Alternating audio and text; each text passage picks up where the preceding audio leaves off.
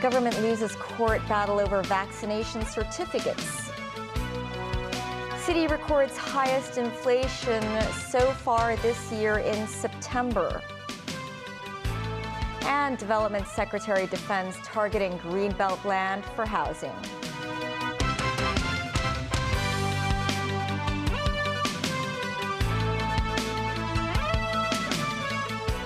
Hello and welcome to TVB News.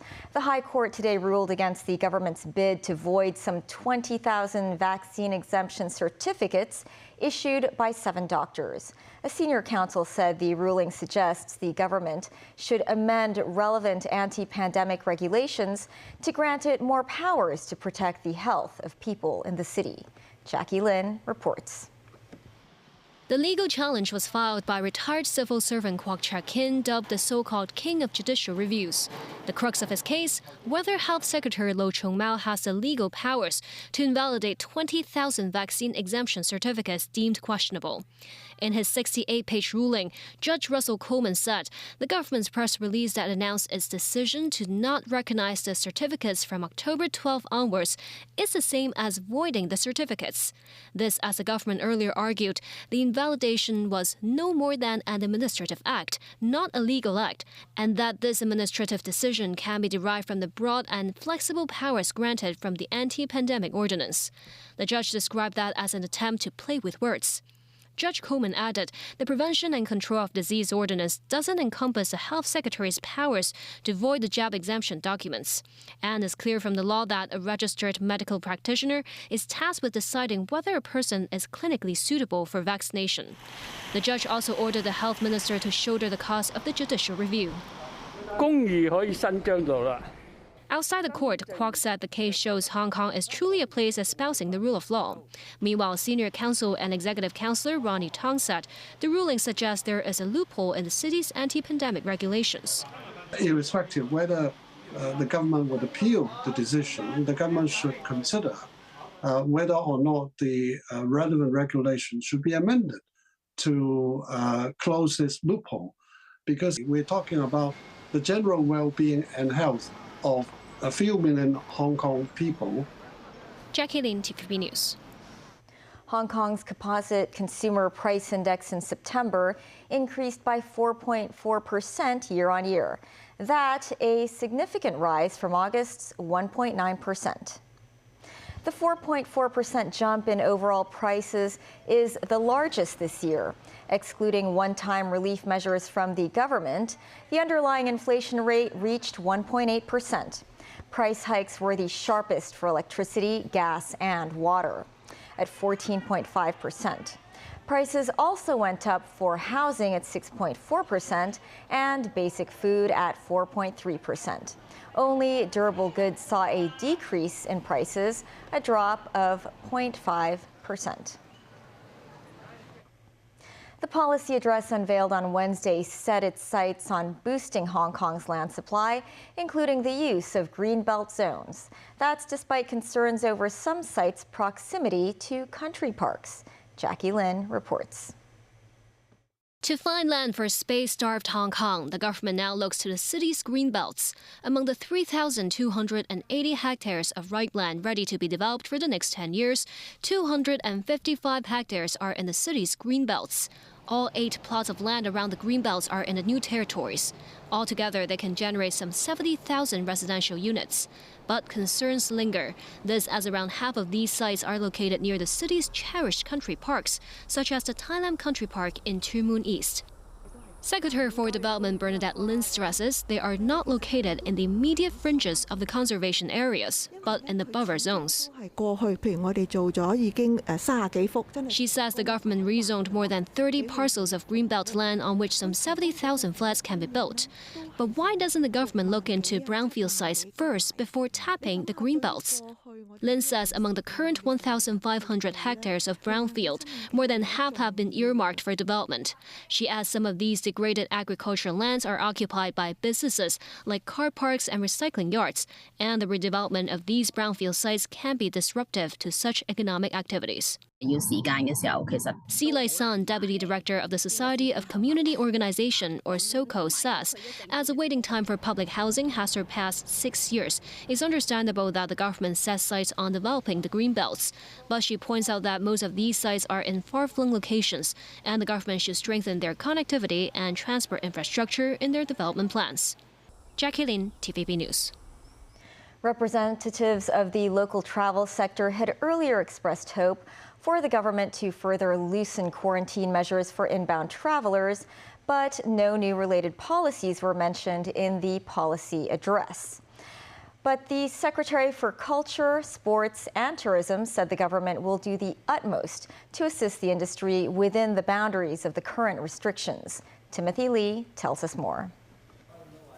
The local travel industry feels disappointed once again, as the 2022 policy address made no mention of any further relaxations of quarantine measures for new arrivals in the city. Some in the travel sector have suggested Japan's quarantine measure as an example for Hong Kong to follow. That would allow visitors to enter the city via group tours and permit tourists to visit designated restaurants in the first 3 days of arrival. But Secretary for Culture, Sports and Tourism Kevin Yeung said authorities also have to address concerns including the pandemic trend and the overall health of residents. Yeung said he is aware of the closed-loop management idea, but he said Hong Kong is a small place and he wonders where exactly closed-loop activities can be conducted. Meanwhile, sources say that the open-air screening of Christopher Nolan's 2008 film The Dark Knight in Central next Thursday was cancelled and replaced by another film on orders from the government. When asked whether the sudden change was related to the national security law, Yeung said that any changes in screen filmings were conducted legally and reasonably. Timothy Lee, TVB News. Spectators at next month's Hong Kong Sevens will now be permitted to buy and consume food and drinks at the venue.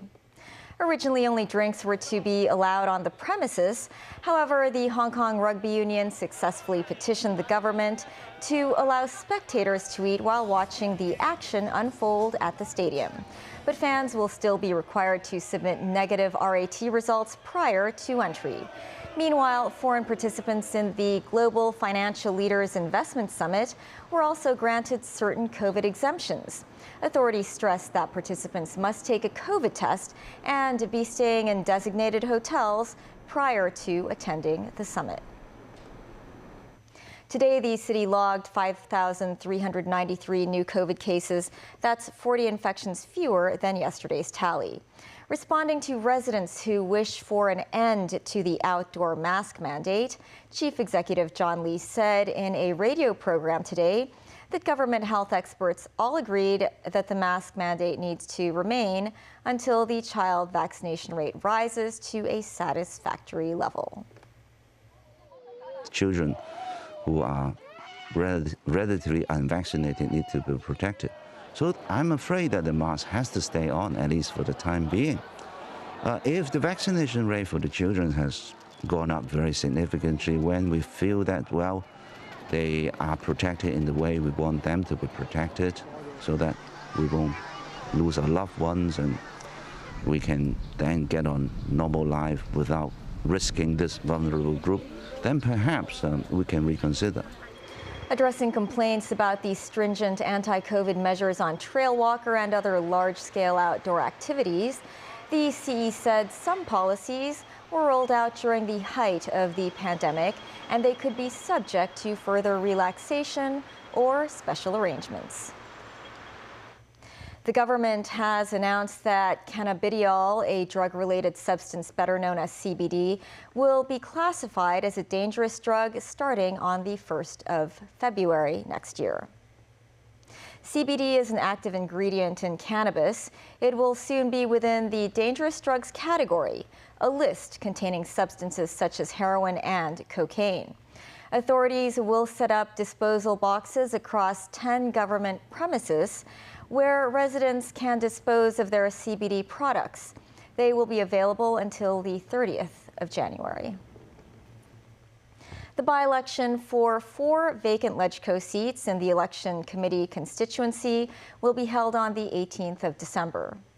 The Electoral Affairs Commission announced that it has appointed Assistant Commissioner for the Development of the Guangdong, Hong Kong, Macau Greater Bay Area, Ricky Cheng, as returning officer. 4 new LegCo members will be elected in this by-election to fill in the positions left by Horace Chung, Alice Mack, Sun Dong, and Nelson Lam, who have joined the government. And coming up after the break, 1 week-long contest for the new British Prime Minister after Liz Truss's resignation. Truss may still take a hefty pension despite her short time in office. U.S. housing market suffers from inflation and high mortgage rates.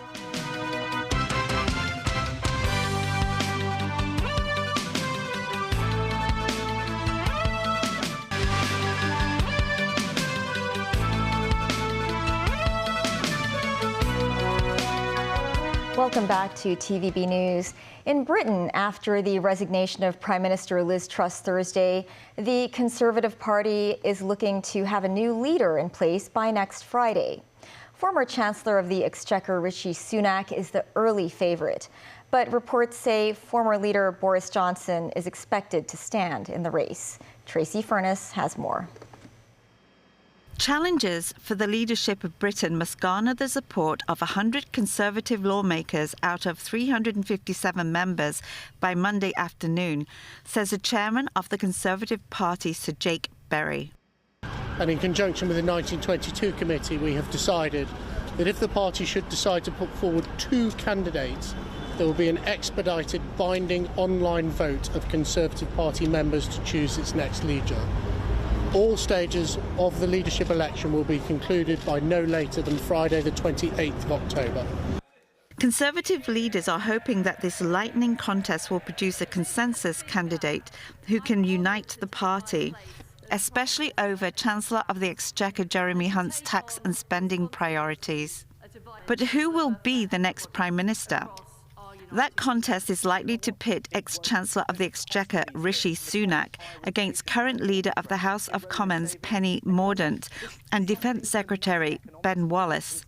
But it also could see the return of former Premier Boris Johnson, who was ousted in July when his ministers resigned en masse to force him out of power. Boris still has massive support among the party membership, and a lot of them are really angry that Boris was forced out of power before he finished his 5 years in office and wasn't given the opportunity to fight another election. The problem is he's a very divisive character now within the Conservative Party. There's a large number of MPs who wouldn't want him to return, and overhanging all of that is the fact that he is still facing an inquiry about whether he misled Parliament. I cannot deliver the mandate on which I was elected by the Conservative Party. I have therefore spoken to His Majesty the King to notify him that I am resigning as leader of the Conservative Party. Liz Truss Thursday became the shortest-serving Prime Minister in Britain's history, beating George Canning's 1827 record of 119 days when he died.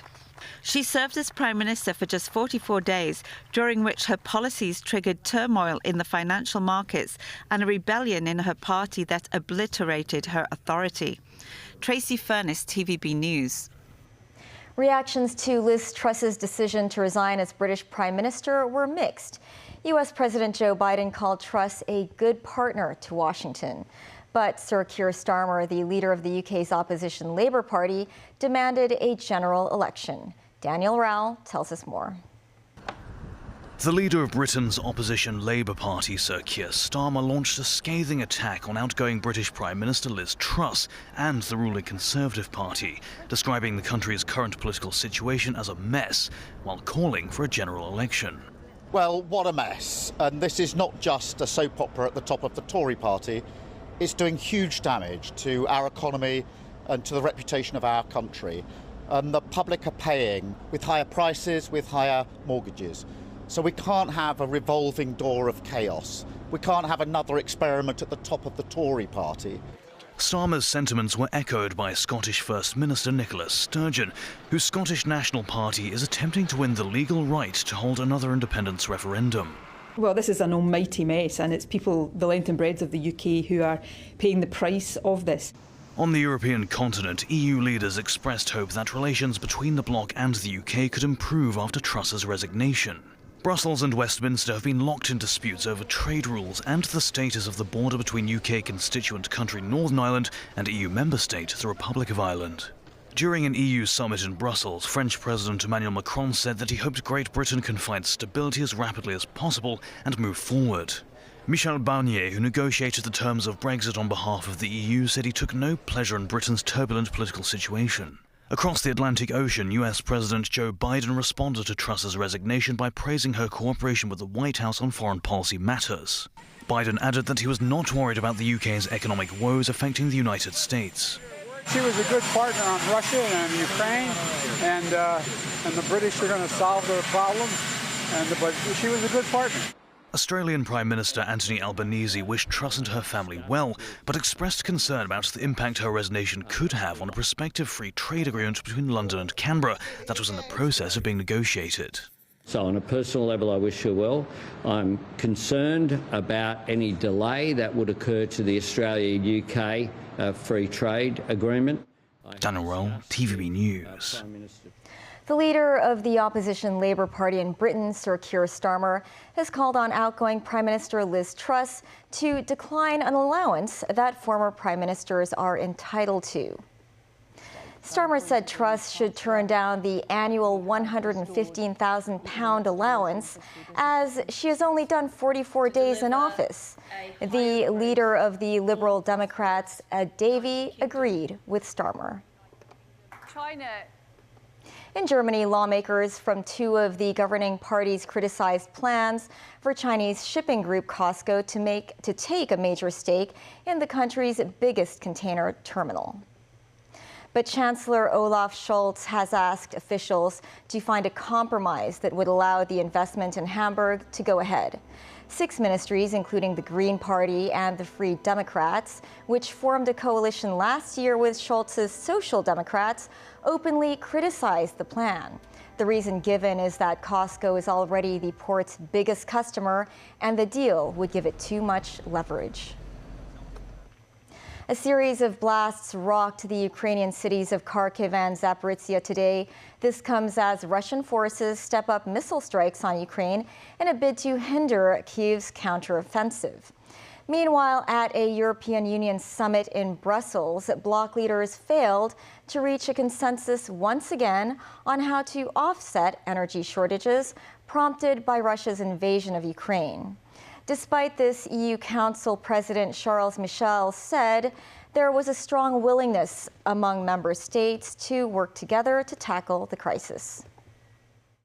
I'm confident that there will be effects very soon, and of course we need to work very hard and urgently in order to implement as much as possible the different measures that are on the table. So far, the EU has not been able to impose a gas price cap to counter Russia's strategy of curbing gas supplies to the bloc in retaliation to its Ukraine-related sanctions. EU Commission President Ursula von der Leyen said Russia has already cut 2/3 of the gas supplied to the EU. With red-hot inflation and rising mortgage rates, the U.S. housing market is facing some serious challenges. This report from NBC News. From the for sale sign in front yards nationwide, further evidence that red-hot inflation may be putting a chill over the economy. Home sales in September fell to a 10-year low, down nearly 24% from a year ago. A fast slowdown, with the Federal Reserve aggressively hiking rates to combat runaway inflation. A new loan on a 30-year mortgage now averages nearly 7.4%, a 22-year high and more than double where rates were a year ago, pricing many families out of their dream homes. In Arkansas, single mom Valerie Williams just bought her first home, but the higher mortgage rate is cutting into the family budget. It was a major adjustment from what I originally wanted and could afford to what I had to get just to make ends meet and still have a roof over my head. Higher rates are also blamed for cooling new home construction, down 8.1% from a year ago. Despite the slowdown in buying, there are fewer homes on the market. The tight supply has kept prices up. The average home now selling for nearly $385,000 in September. We're definitely in a housing recession. There's tons of headwind, but there's also a tremendous amount of pent-up demand. And the Federal Reserve isn't done yet. It's expected to hike rates another 3/4 of a point in November and at least another 1/2 point in December. Higher rates and the slowdown have more CEOs warning that the new year could bring more economic pain. China has gifted Qatar 2 giant pandas ahead of the Football World Cup next month, which Qatar is hosting. Children were on hand to greet the 2 pandas when they arrived at their new home in Al Khor after a 24-hour journey from Sichuan in China. The animals, a 3-year-old Thuraya and 4-year-old Suhail, will be housed at the newly established Panda House in Al Khor Park. A celebratory welcome event was attended by the Chinese ambassador to Qatar, Zhu Jian. Giant pandas are only found in China. They are one of the world's most endangered species. China has been sending these black and white ambassadors as a sign of goodwill since the 1950s. That's the news. Have a great weekend ahead. Bye for now.